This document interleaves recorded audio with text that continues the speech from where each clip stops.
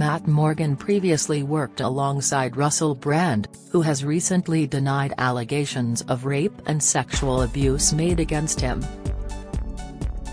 He shares multiple writing credits with Brand, who strenuously denies the accusations, which were broadcast on Channel 4's Dispatches and published in The Times and The Sunday Times.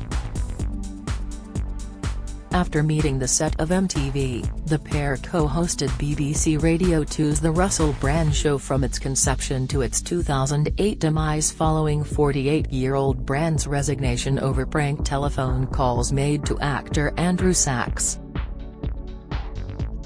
They later joined forces again, meanwhile, on Talk Radio's incarnation of the same show, as well as appearing together on XFM and the Russell Brand podcast. Morgan, who shares a mutual friend with Brand in the form of Oasis star Noel Gallagher, tends to shun the limelight, however, with little known about his private life.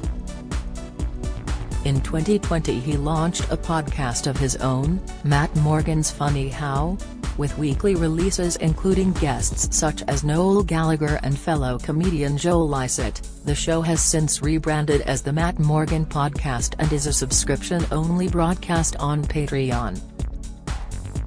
Morgan and Gallagher have also appeared together on a number of occasions down the years, co-presenting shows on XFM, Radio X and Absolute Radio.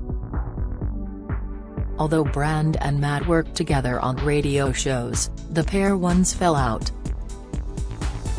In a Radio X chat recorded in 2017, meanwhile, Morgan and Brand seemingly referred to a past fallout.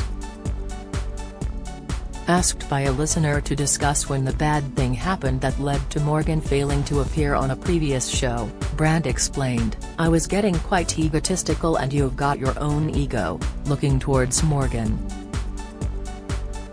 "Everyone's got an ego." Morgan responded, "Well, listen to that, defensive."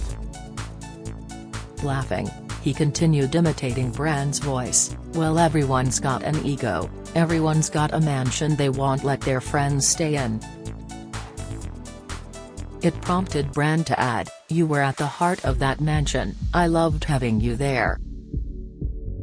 "Were you being a problem?" "I was as quiet as a church mouse," replied Morgan. "I lived in the pool house sleeping on an inflatable." Confused, Brand then asked, "So you had to move out? What did you do? You must have done something." "I didn't do anything. I broke a swimming pool cover on the Isle of Wight, but that must have been years before, or after." It wasn't then. Bidding to end the chat, Brand declared, "Well, you must have done something."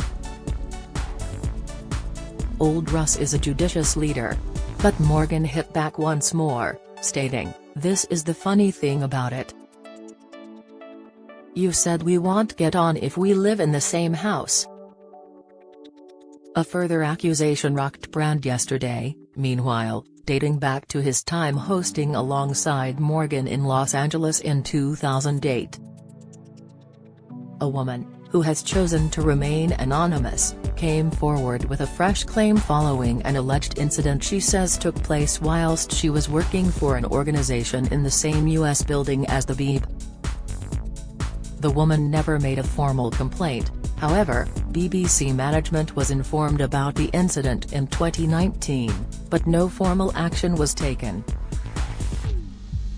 She says she answered the door to Brand and his team on June 16, who were set to pre-record an episode of The Russell Brand Show.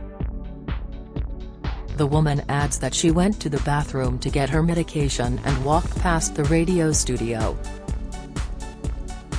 She says that while she was squatting to look through the medicine cabinet, she felt someone behind her. The woman turned around to face a man's crotch. "I was startled and got up and I realized it was the man that had let in Russell," she told BBC News. She recalled him saying, "Oh, I think you're a bit alright. I think you're a bit of alright," and that he was going to call her Betty. The woman said that wasn't her name, and claims he replied, "Well, I'm gonna FK you." And I said, "No, you're not."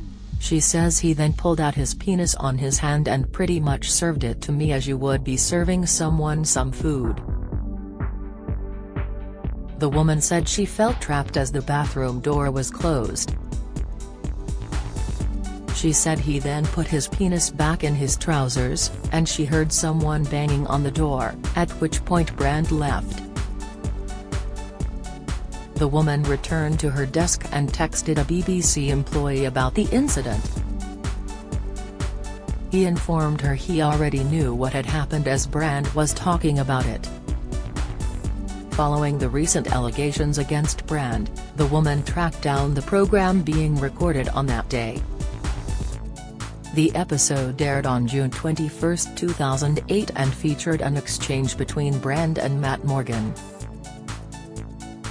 In the clip, Morgan said, "It's been 25 minutes since he showed his willy to a lady." A laughing Brand said, "Very easy to judge. Very easy to judge. Look." Morgan quipped, "Receive this. He got told off for ringing a bell, minutes later has showing his willy." Brand could be heard laughing in the background. Speaking to Dispatches, Morgan explained, "I stopped working with Russell Brand several years ago. During the time I worked with him, I was never aware of any allegations of serious sexual misconduct against him.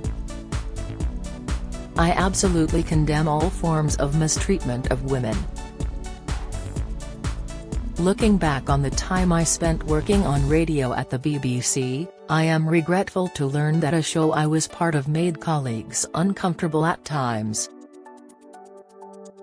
And reiterating his stance in a further statement, he told the BBC's News at 10, "I was not aware until now of the nature of this encounter.